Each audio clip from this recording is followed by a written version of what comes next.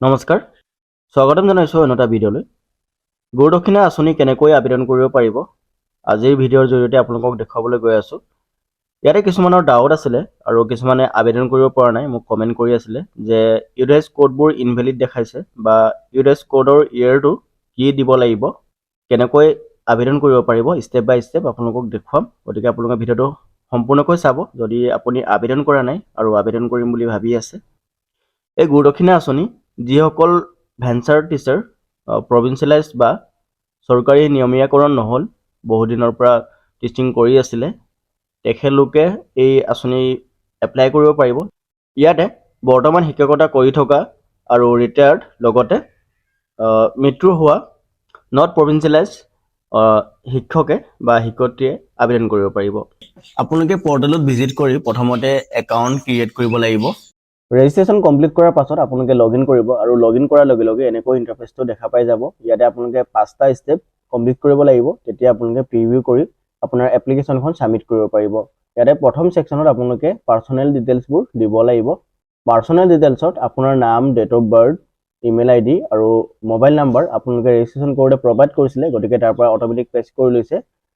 And then Aadhaar card নাম্বাৰটো ইয়াতে আপোনালোকে এণ্টাৰ কৰিব আৰু পেন কাৰ্ড নাম্বাৰ আৰু ইনষ্টিটিউট কেটেগৰী আপোনাৰ বিদ্যালয়খন LP, ME স্কুল যি হয় সেইটো আপোনালোকে ছিলেক্ট কৰিব।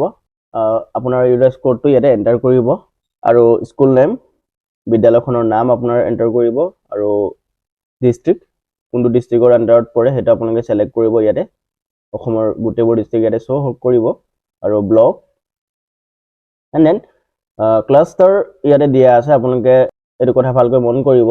ইয়াতে এৰিয়া ৱাইজত আপোনাৰ যিবোৰ প্ৰাইভেট ভেঞ্চাৰ স্কুল হয় সেইবোৰ ভাগ কৰা আছে, আপোনালোকে ইয়াতে বিচাৰিলে পাই যাব। আপোনাৰ এৰিয়াটো যিটো হয় সেইটো ছিলেক্ট কৰিব এণ্ড দেন ইয়াতে আপোনালোকে দেখা পাইছে appointment details, name of appointing authority. ইয়াতে আপোনালোকে কি কৰিব, DEEO লিখিব আৰু জইনিং ডেটটো আপোনালোকৰ যি হয় এইটো ইয়াতে এণ্টাৰ কৰিব।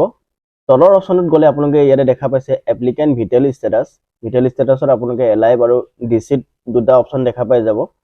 এলাইভ যদি আপোনালোকে ছিলেক্ট কৰে তেন্তে নেক্সট অফ কিন যোনটো ডকুমেণ্টছ বা চাৰ্টিফিকেট সেইটো আপোনালোকে প্ৰভাইড কৰাৰ একো প্ৰয়োজন নাই। আৰু যদি আপোনালোকৰ ৰিলেটিভছ বা যিয়ে হওক যদি ইতিমধ্যে মৃত্যু হৈ গৈছে তেতিয়া আপোনালোকে ডিচিট যোনটো অপশ্যন হয় সেইটো ছিলেক্ট কৰিবলগীয়া হয় আৰু এই অপশ্যনত ছিলেক্ট কৰিলেহে আপোনালোকে নেক্সট অফ কিন যোনটো চাৰ্টিফিকেট সেইটো দিবলগীয়া হয়। কাৰণ যিকোনো এছেট বা প্ৰপাৰ্টি আপোনালোকে যদি আপোনাৰ ৰিলেটিভছৰ আফটাৰ ডেথ ক্লেইম কৰিব যায় তেতিয়া আপোনালোকে এইটো চাৰ্টিফিকেট দিয়াটো খুবেই প্ৰয়োজনীয়, নহ'লে আপোনালোকে যোনটো এছেট বা যি হয় প্ৰপাৰ্টি আপোনালোকে সেইটো লাভ কৰিব নোৱাৰিব। চ' এই ডকুমেণ্টছটো আপোনালোকে আপলোড কৰিব লাগিব আৰু এই ডকুমেণ্টছটো আপোনালোকে অনলাইনৰ পৰা উলিয়াব পাৰিব সেৱা সেতু পৰ্টেলত। মোৰ অলৰেডি ভিডিঅ' বনাই থোৱা আছে, আপোনালোকে চাব পাৰিব, মই ডেছক্ৰিপশ্যনত লিংকটো দি দিম, আপোনালোকে তাত ক্লিক কৰি চাই উলিয়াব পাৰিব। ঠিক আছে, ইয়াতে আপোনালোকে দেখা পাইছে upload recent photograph, upload death certificate, যিজন আপোনাৰ ৰিলেটিভছ আছিলে ইতিমধ্যে মৃত্যু হৈ গৈছে তেখেতলোকৰ ডিটেইলছবোৰ ইয়াতে দিবলগীয়া হয়।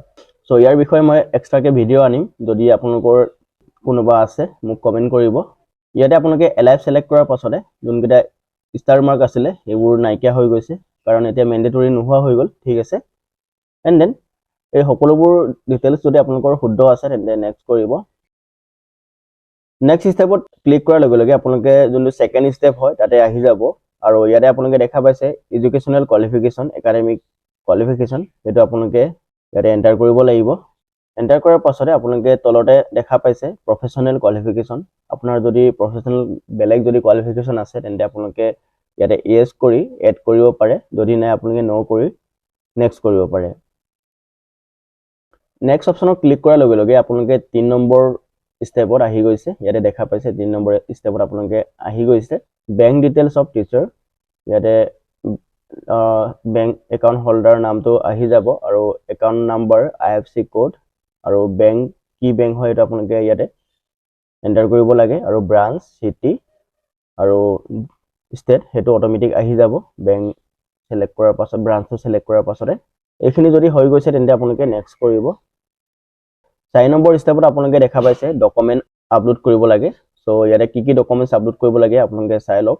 আপলোড ইয়ৰ ৰিচেণ্ট ফটোগ্ৰাফ আৰু আপলোড ইয়ৰ ছিগনেচাৰ, আধাৰ কাৰ্ড আৰু পেন কাৰ্ড, এপ্লিকেণ্ট পাছবুক আৰু highest academic qualification marksheet and certificate documents কেইটা আপলোড কৰাৰ পাছতে আৰু ইয়াতে আপোনালোকে মোৰ ডিটেইলছটো চাব পাৰে আৰু ডকুমেণ্টছ কেইটা যদি আপোনালোকৰ আপলোডেড হৈ গৈছে তেন্তে নেক্সট কৰিব নেক্সটত ক্লিক কৰাৰ লগে লগে আপোনালোকে দেখা পাইছে 5 নম্বৰ ষ্টেপত আহি গ'লো প্ৰিভিউ সেকশনত ইয়াতে আপুনি ফিল আপ কৰা আপোনাৰ এপ্লিকেশ্যনখন এবাৰ ৰিচেক কৰি ল'ব ক'ৰবাত ভুল হ'ব পাৰে সো ৰিচেক কৰাৰ পাছত সকলোখিনি যদি শুদ্ধ আছে তেন্তে আপোনালোকে নেক্সট ষ্টেপত যাব পাৰিব ইয়াতে আপোনালোকে দেখা পাইছে ফিনিশ এই ফিনিশ অপশ্যনত ক্লিক কৰিব ফিনিশত ক্লিক কৰাৰ লগে লগে আপোনালোকে দেখা পাইছে কমপ্লিট ইউৰ এপ্লিকেশ্যন পেমেণ্ট আপুনি 300 रुपीस এটা পেমেণ্ট কৰিব লাগিব ইয়াতে দেখা পাইছে payable amount 300 proceed to pay option click কৰিব ইয়াতে অলপ লোডিং ল'ব পাৰে আপোনালোকে কাটি নিদিব ইন্টাৰফেসটো নহলে আপোনালোকৰ অসুবিধা হ'ব পাৰে ইয়াতে দেখা পাইছে ইউপিআই আইডি